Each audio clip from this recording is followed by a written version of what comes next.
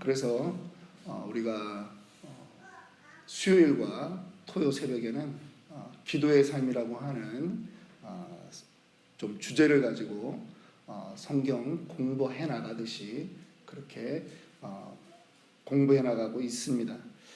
우리가 지난 시간에는 여러분들과 함께 예배를 어떻게 드려야 되는가, 기도자는 예배를 어떻게 드려야 되는가에 대한 말씀을 살펴보았습니다.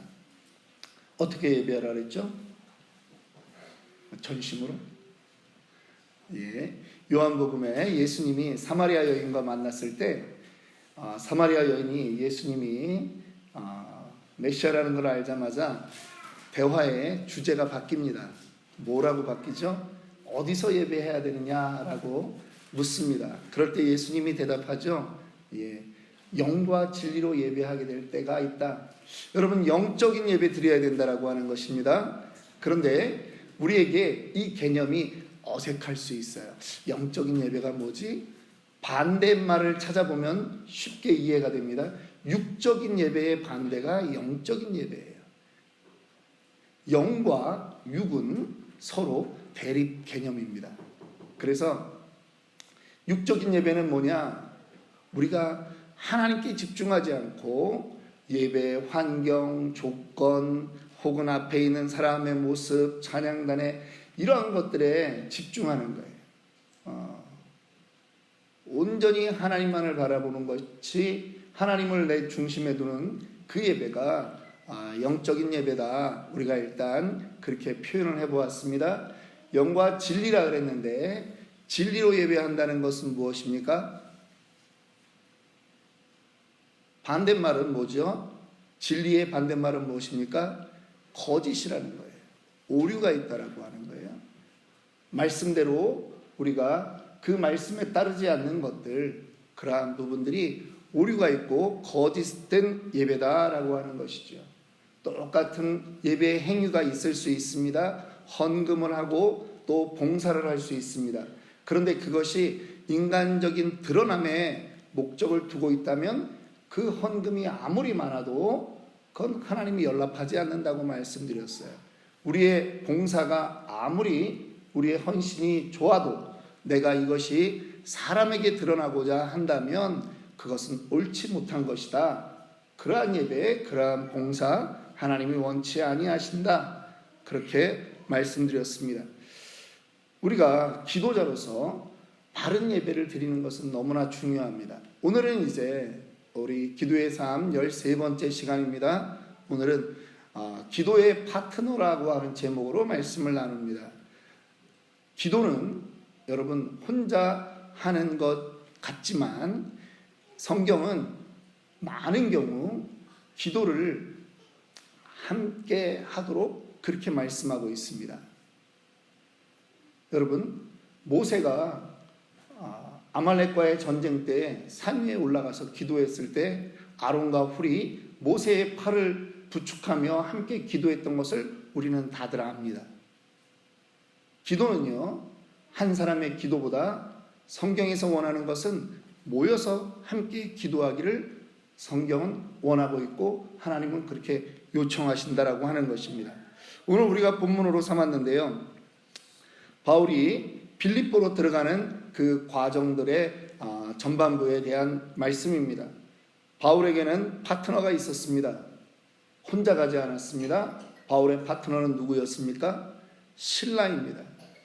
그들이 빌립보에서 어떠한 고초를 겪고 어떻게 그 감옥에서 나오게 되는지도 우리는 주일학교만 2, 3년 다녔으면 다들 잘 알 것입니다.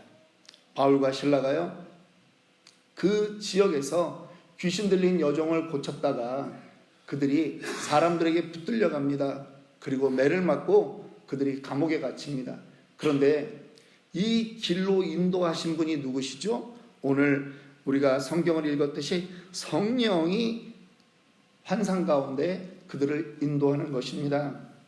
그래서 그들이 이제 11절로 넘어가면 드로아에서 배로 떠나 사모드라게로 직행하였다가 네아폴리로 가고 그 다음에 유럽의 첫 성 빌립보로 들어가게 되는 것입니다. 그런데 그들이 빌립보 옥에 갇혔다가 그들은 어떻게 그 옥에서 나오게 됩니까? 그들이 밤에 하나님을 찬양하는 것입니다. 찬양과 기도를 하나님께 올리는 것입니다. 그렇게 되었을 때 놀랍도록 하나님께서 역사하시는 것이죠. 그곳에 땅이 흔들리고 옥문이 열리는 그러한 일들을 보게 되는 것입니다. 여러분, 기도는 파트너가 필요합니다. 성경은 두세 사람의 내 이름으로 모인 그곳에 나도 너희와 함께 있을 것이다, 그렇게 분명히 말씀하셨어요. 저는 그 부분을 두세 사람이 기도의 동역자로서의 의미도 있지만, 성경에서 말하는 두세 사람이라고 하는 구약에서 의미는 항상 어떤 의미가 있느냐? 증인의 의미가 있다, 그렇게 말씀드렸습니다. 기억하십니까? 마가복음 11장 24절에 예수님이 분명히 말씀하셨죠. 예수께서 가라사대 그러므로 기도하고 구한 것은 받은 줄로 믿으라. 그리하면 너희에게 어떻게 된다고요? 그대로 되리라. 그런데 그 기도를 나 혼자 하는 게 아니라 두세 사람이 했을 때 이 기도의 파트너들은 기도에 힘을 주는 사람일 뿐만 아니라 기도 역사에 대한 증인이라고 하는 거예요. 믿으십니까? 기도는요, 그래서 단지 힘을 얻기 위해서 파트너가 필요하다, 모여서 기도하자, 함께 기도하자가 아니라 하나님이 오늘 우리 공동체 가운데 역사하는 그 역사에 너와 내가 증인이 되자라고 말하는 거예요. 여러분, 가끔 성도님들에게 기도의 제목들을 좀 올려주십시오, 기도의 제목들을 좀 보내주십시오, 그러면요 잘 오픈을 안 하세요. 잘 안 보내세요. 제가 그 마음을 알아요. 근데 여러분,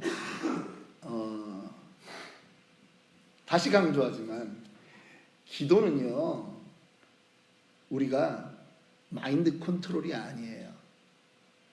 기도는요 10번 반복하고 20번 반복하고 100번 반복하고 1000번 반복해서 내가 그 일을 얻어내자, 그게 아니에요. 기도는 누구에게 해요? 하나님에게 하는 거예요. 하나님이 왜 우리 기도에 응답하세요?